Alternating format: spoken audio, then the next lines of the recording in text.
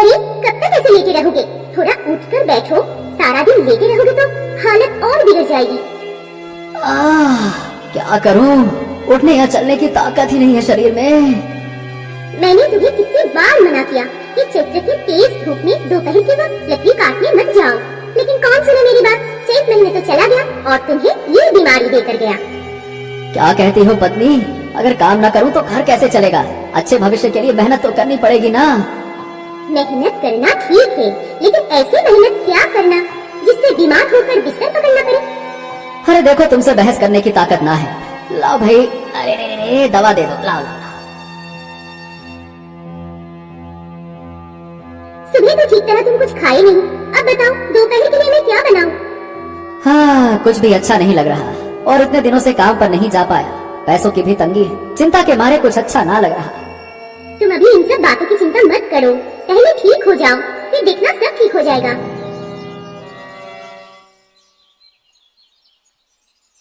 माँ, जरा और थोड़ा सब्जी दो ना। माँ, क्या हुआ तुम्हें?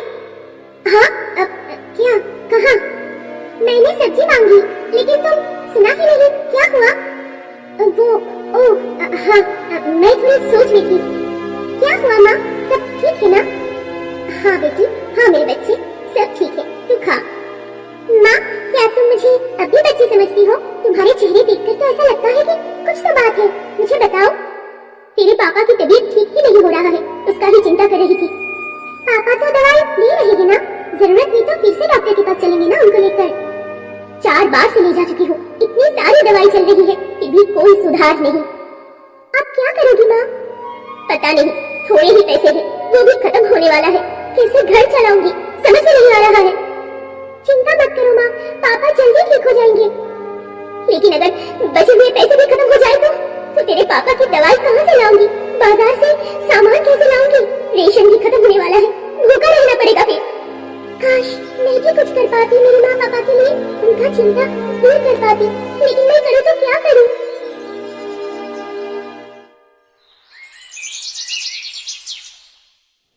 मुझे मेरी बेटी नहीं दिख रही, कहाँ है वो लीला? शायद दूसरे कमरे में पढ़ रही है या फिर आंगन में बैठी है। अरे उसने मुझसे कहा था कि उसे कोई किताब चाहिए और मैं अब तक ला ही नहीं पाया। तुम ऐसे मत सोचो, आज तक तुमने किसी चीज की कमी महसूस नहीं होने दी हमें। अभी तो बीमारी चल रही है और हमारी बेटी समझदार है, वो सब समझती है। पापा, अब तबीयत कैसी है आपकी? हाँ ठीक हो बेटा। और बेटा, पढ़ाई कैसी चल रही है? पढ़ाई ठीक चल रही है पापा, आप चिंता मत कीजिए। बेटा, जिस किताब की तूने बात की थी ना, वो मैं अब तक ला नहीं सका। तबीयत ठीक होते ही मैं ले आऊंगा, है ना? कोई बात नहीं है पापा। पापा, माँ, मुझे आप लोगों से कुछ बात करनी है। हाँ बेटा, बताओ क्या बात है? पापा की तबीयत ठीक नहीं हो रही है और माँ को घर चलाना भी मुश्किल हो रहा है, तो मैंने एक फैसला लिया है। क्या फैसला? मैं एक पकौड़े की दुकान खोलूंगी, सब्जी के पकौड़े बेचूंगी। अरे तू पागल हो गई है क्या? पढ़ाई छोड़कर पकौड़े बेचेगी? नहीं नहीं नहीं, ऐसा मैं बिल्कुल नहीं होने दूंगा। फालतू की बातें ना करो। पापा, मैं पढ़ाई नहीं छोड़ रही हूँ, पढ़ाई के साथ साथ पकौड़े भी बेचूंगी। सोचो ना, इससे घर की कितनी मदद होगी। अरे लेकिन बेटी, सुनो ना, मुझे तो राखी की बात एकदम सही लग रही है। थोड़ी कमाई भी होगी और हमारी चिंता भी कम होगी। अब जब तुम दोनों कह रही हो तो ठीक है, लेकिन अगर बिक्री ना हुई तो? मैंने फैसला किया, 2 गांव के बीच में दुकान खोलूंगी, दोनों गांव से लोग आएंगे। वाह, इतनी अकल! देखो ना, हमारी छोटी सी राखी कितनी समझदार हो गई है। वाकई में मेरी बेटी अब बड़ी हो गई है। हाँ, विश्वास नहीं हो रहा। जिंदगी भर जंगलों में घूम घूम कर लकड़ी काटी और आज अपना खुद का बिजनेस शुरू किया है। ये सब हमारी बेटी की वजह से हुआ है। इतनी छोटी उम्र में इतना बड़ा कदम। बिल्कुल सही कहा, आज मुझे मेरी बेटी पर गर्व हो रहा है। अब बस आप लोग मुझे आशीर्वाद कीजिए ताकि मैं ये दुकान अच्छे से चला सकूं। हाँ बेटा, मेरा बेटा, आशीर्वाद हमेशा तुम्हारे साथ है, तुम जरूर सफल होगी। इस दुकान का सबसे बड़ा मकसद है जो पैसे मिलेंगे इससे पापा का इलाज करवाना। हे भगवान, मेरी ये इच्छा पूरी करना। ज्यादा देर तक बाहर खड़े रहोगे तो तुम्हें तकलीफ होगी, चलो अंदर बैठते हैं। हाँ पापा, आप अंदर बैठिए और माँ, मैं सब्जियाँ काट देती हूँ। आप पकौड़े तल लीजिए। ठीक है। तुम पास वाले गांव के आदित्य दास की बेटी हो ना? हाँ, क्या आप मुझे जानते हैं? हाँ, अरे तुम्हारे पिताजी तो मेरे बचपन के दोस्त हैं। तुम्हें बहुत पहले देखा था बेटा। अब तो गांव में आना जाना होता नहीं है। पापा बहुत बीमार है, कभी समय मिले तो जाकर देख लीजिएगा। क्या हुआ उसे? कोई गंभीर बात है क्या? नहीं, बस ज्यादा काम की वजह से शरीर कमजोर हो गया है। ओह, सुनकर बड़ा दुख हुआ। बीमार हो गया, मुझे पता ही नहीं चला। आप उस तरफ नहीं जाते, इसलिए शायद आप नहीं जान पाए। बैठिए ना, आज ही दुकान शुरू कर रही हूँ। क्या बात कर रही हो? आदित्य की ऐसी हालत हो गई और मुझे पता ही नहीं चला। अगर पता होता तो कुछ पैसे दे आता, लेकिन बेटी को पकौड़े की दुकान चलवाना, यह तो बड़े शर्म की बात है भाई। काका, पापा की हालत जाने बिना उनके बारे में कुछ मत कहिए, अच्छा नहीं लगेगा। अरे अब देखो तो तुम गुस्सा हो गई। मैं तो बस कह रहा था कि ये काम लड़कियों का नहीं होता बेटा। काका, आप पहली बार मेरी दुकान पर आए हैं, बैठिए और पकौड़ा खाइए, लेकिन कृपया मुझे मेरी काम सिखाने मत आइए। बस बस बस बस बस, तेरी बातों से ही पेट भर गया, पकौड़े नहीं खाने। चलो जा रहा हूँ मैं। अकड़ू लड़की। क्या हुआ भुवन, कहाँ गया था और ऐसे मुंह क्यों बना रखा है? अरे अपमानित होकर आया हूँ, देख लूंगा मैं तो उसे। किसने अपमानित किया तुझे? अरे पास वाले गांव का आदित्य है ना, जिसे तू जानती है ना, सालों पहले जमीन को लेकर झगड़ा हुआ था। किसे देखेगा वो बदतमीज, उसकी इतनी हिम्मत। अरे वो नहीं, उसकी छोटी बेटी गांव के पास पकौड़े की दुकान खोल ली। मैं पहचान गया उसको। क्या लड़की दुकान चला रही है? हाँ, और मैंने बस इतना कहा कि लड़कियों का काम नहीं है बेटा ये पकौड़े की दुकान चलाना। तो पता है उसने मुझसे क्या कहा? मेरा काम मत सिखाइए मुझे। बड़ी आई। अरे मुझे क्या पता, सुना है आदित्य बहुत बीमार है। मर ही जाए, कितनी बार कहा था कि अपनी फसली जमीन मुझे दे दी, पर अपमान करके भगा दिया। आज का अपमान तो मैं ना भूलूंगा माँ, मैं उसको सबक सिखाऊंगा ही। लेकिन अब क्या करेगा तू? कैसे सिखाएगा सबक? अरे उसकी दुकान बंद करवा दूंगा, वरना मेरा नाम भी भुवन नहीं।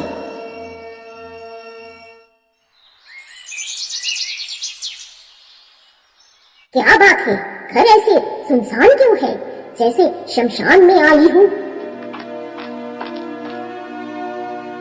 काकी, आप यहाँ ऐसे क्यों कह रही हो? क्या मुझे इस घर में आना मना है? नहीं काकी, ऐसे मत कहिए। आइए, अंदर आइए। अरे काकी, आप इतने दिनों बाद आई हैं। अरे हमने तो सोचा भी ना था कि आप आएंगी। सुना तेरे शरीर ठीक नहीं है, इसलिए सोचा एक बार देख आऊं, फिर पता नहीं मिलूं या नहीं। काकी, आप ऐसे क्यों कह रही है? मेरे पति बीमार है, ठीक हो जाएंगे। अब तो मौत का कोई वक्त नहीं रहा, लेकिन बीमार पति के नाम पर तुमने शर्म छोड़ ही दिया क्या? क्यों काकी, मैंने ऐसा क्या किया? क्या किया ये भी नहीं जानती। क्या बात है काकी, कोई परेशानी? बेटी को दुकान पर बिठा दिया, ये कोई औरतों की काम है क्या? अरे काकी, मैं बीमार हूँ, घर चलाना मुश्किल हो रहा है, इसीलिए मेरी बेटी ने पकौड़े की दुकान खोली। औरत मर्दों को पकोड़े खिला रही है, ये देखने से अच्छा होता कि तू मर जाता। चलती हूँ।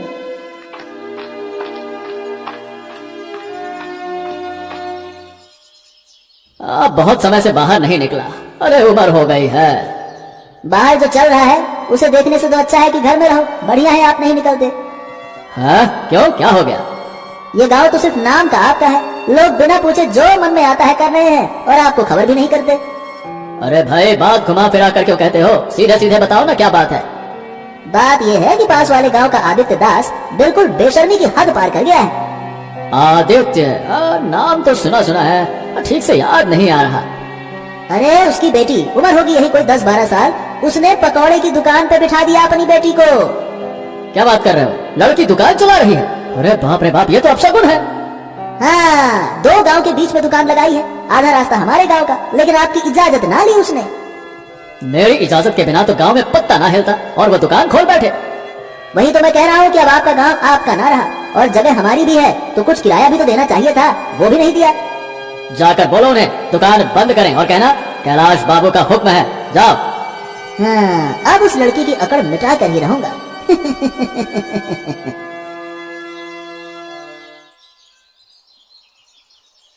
क्यों, इस दुकान का मालिक कौन है? ये मेरी दुकान है। क्यों? अभी दूध के दांत भी नहीं टूटे हैं और दुकान की मालकिन बन गई हो। क्या मतलब? आप कहना क्या चाहते हैं? ज्यादा दिन की बात नहीं है, कोई बात नहीं, ये दुकान बंद करनी पड़ेगी। आप कौन होते हैं कहने वाले? मुझसे दुकान बंद कराने वाले आप कौन होते हैं? हाँ, ये दुकान हमारे गांव की जमीन पर है, बंद करनी ही होगी, समझी?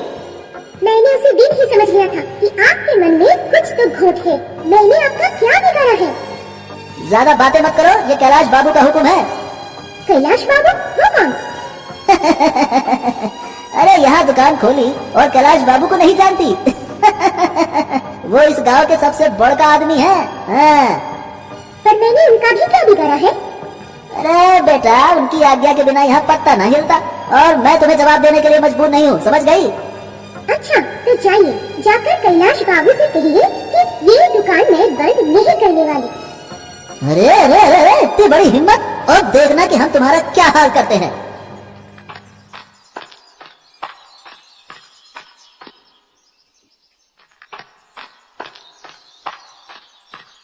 प्रणाम कैलाश बाबू। आओ आओ आओ भूपत, तुम्हारे बारे में ही सोच रहा था। एक बुरी खबर लेकर आया हूँ बाबू। हाँ, क्या हो गया, इतना परेशान क्यों? अरे आज राखी की दुकान पर गया था, वही पकौड़े वाली। क्या हुआ? दुकान बंद कर रही है ना वो? अरे गजब बदतमीज लड़की है वो। मुझसे कहती है अपने कैलाश बाबू से कहिए दुकान बंद ना होगी। क्या बात कर रहे हो? इस गांव के बड़े बड़े लोग भी मेरी बात काटने की हिम्मत नहीं करते और वो छोटी सी लड़की? उसे सीधे तरीके से दबाया नहीं जा सकता बाबू, उसको तो सबक सिखाने के लिए चालाकी से काम लेना होगा। चालाकी? कैसे भला? बस एक बार आप मुझे इजाजत दे दीजिए, ऐसा तरीका निकालूंगा कि उसको सीधा कर दूंगा। हाँ, सबक मिल जाएगा उसको। ठीक है, लेकिन ज्यादा मत करना, छोटी बच्ची है। हाँ, आप चिंता मत कीजिए, मैं सब संभाल लूंगा। ठीक है, जिसको मेरे लिए सम्मान नहीं उसकी दुकान इस गांव में नहीं, सीधी बात।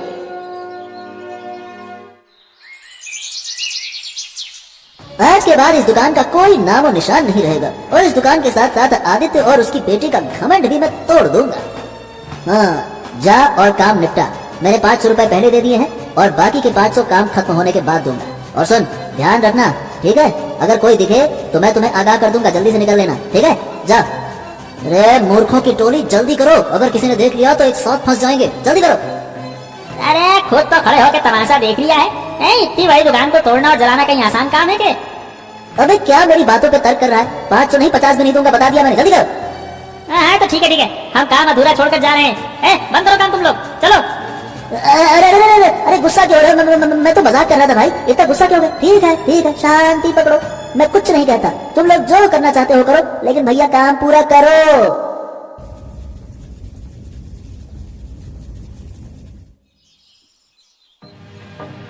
आप ही हैं कैलाश बाबू? हाँ, और आप कौन हैं? ठीक से पहचान नहीं पाए हम। मेरी तबाही कर दी और अब आप मुझे पहचान भी नहीं रहे, या ना पहचानने का नाटक कर रहे हैं? अरे अरे अरे, ये सुबह सुबह क्या बकवास कर रहे हो? मैं आपकी तबाही क्यों करूंगा? मैं तो आपको जानता भी नहीं। वाह वाह वाह वाह, मैं पास के गांव का आदित्य दास हूँ। हमारे गांव के बीच में एक पकौड़े की दुकान थी और मेरी बेटी वो पकौड़ा बेचती थी, उसी पैसे से हमारा घर चलता था। ओह, तो आप वही आदित्य हैं जिनकी दुकान को लेकर इतनी हलचल हो रही है। अब भाई, मैंने तो पहले ही लोगों को भेजकर कह दिया था कि इस गांव में आपकी दुकान नहीं चलने दूंगा। अरे क्यों?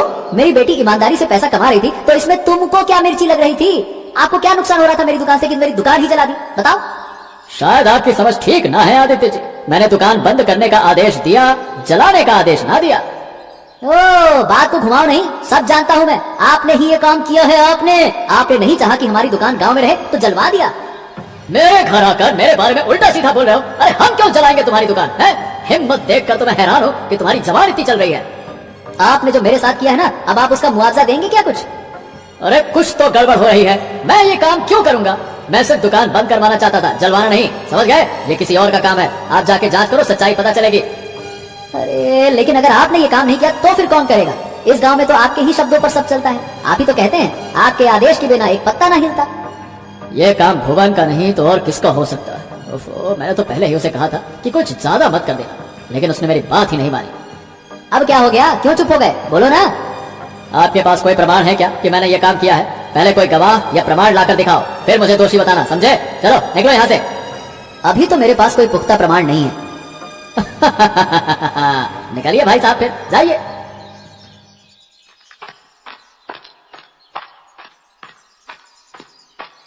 कहाँ जा रहे हो भुवन?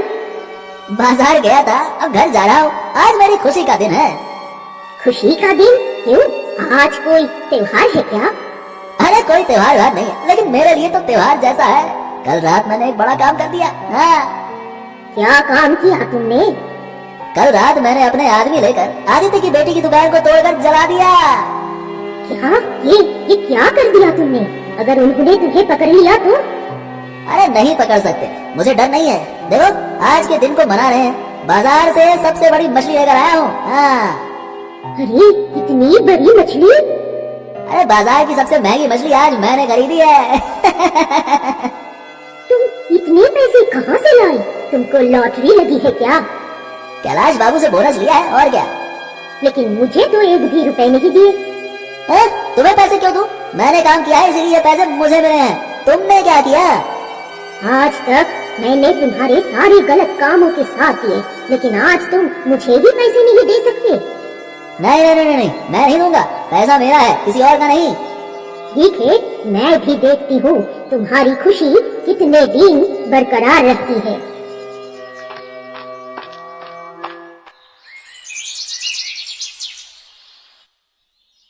राखी, लीला, आदित्य, कहाँ हो तुम लोग?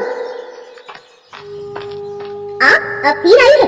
आज हमारा बहुत दुख का दिन है। कृपया आज हमें अकेला छोड़ दीजिए। मेरी मेहनत से बनाई दुकान एक रात में जलकर खाक हो गई। जो कुछ भी मैंने कहा वो सब गलत था। मुझे माफ कर दो।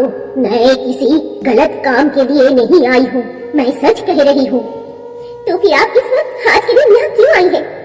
मैं एक बहुत बड़ा सच बताने आई हूँ। कैसा सच? इस दुकान को किसने तोड़ा है, सब कुछ के पीछे कौन है, ये मैं जानती हूँ। सच कह रही हैं आप? आप जानते हैं? बताइए कौन है वो? हमारी गांव का भुवन। वो नहीं चाहता था कि तुम्हारी दुकान चल सके, इसलिए उसने कोई साजिश की और आखिरकार दुकान को जला दिया। मुझे शुरू से ही उस पर शक था, लेकिन कोई गवाह न होने के कारण मैं उसे पकड़ नहीं पाई। बूढ़ी दादी, आप चलिए मेरे साथ। कहाँ जाओगी तुम?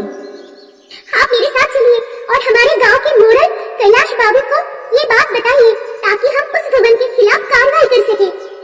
हाँ, सही कहा तुमने, अच्छा होगा। नहीं नहीं, अगर भुवन निर्दोष साबित हुआ तो वो मुझे मार देगा। मैं आपके हाथ जोड़ती हूँ, पैर पड़ती हूँ, कृपया चलिए दादी जी। मेरे पास साहस नहीं है, मैं गवाह नहीं बन सकती। दादी मान ही नहीं रही, अब क्या करूं? अब हम क्या करेंगे? दादी, अगर आप मेरी मदद करेंगे तो मैं वादा करती हूँ आपको जिंदगी भर मुफ्त में पकौड़ा खिलाऊंगी। सच? तुम्हारा प्रस्ताव अच्छा है, लेकिन मुझे कोई नुकसान तो नहीं होगा? नहीं दादी जी, आप निश्चित रहिए, आपको कोई नुकसान नहीं होगा। ठीक है, तो फिर चलो कैलाश बाबू के घर चलते हैं। तुम लोग यहाँ क्या कर रहे हो? गवाह? किस गवाह को लाए हो तुम लोग? ये देखिए, ये है बूढ़ी दादी। ये गवाह है जिन्होंने हमारी दुकान तोड़ा और जला दिया। उसको ये बूढ़ी दादी पहचानती है, सब कुछ जानती है ये। बूढ़े, जो कुछ भी वो कह रहे हैं क्या तुम जानती हो? हाँ कैलाश बाबू, मुझे पता है। मैंने सुना है आप हमेशा न्याय करते हैं, अन्याय के खिलाफ खड़े होते हैं। आज मैं आपसे निवेदन कर रही हूँ, कृपया मुझे सही न्याय दिला दीजिए। ठीक है बूढ़े, तुम बताओ ये काम किसने किया? ये आपके ही करीबी आदमी भुवन ने किया है, जो हमेशा आपके साथ रहता है। उसने वो काम किया और खुद उसने ही बताया। कल रात अंधेरे में उसने कैसे उस दुकान को जलाकर राख कर दिया। हाँ, समझ रहा हूँ। भुवन ने ये क्यों किया समझ रहा हूँ मैं। हमारे साथ आदित्य का संबंध ठीक नहीं था, इसीलिए बदला लेने के लिए भुवन ने ये सब किया। भुवन को मेरे सामने लाओ। भुवन, मैंने तुमसे बार बार कहा था कि समझदार आदित्य की दुकान को हटवा दो, कोई बढ़ चढ़कर काम मत करना, सावधान रहना, लेकिन तुमने जो किया वो सरासर अपराध है। अरे मैं तो आपकी मदद के लिए सब कुछ कर रहा था।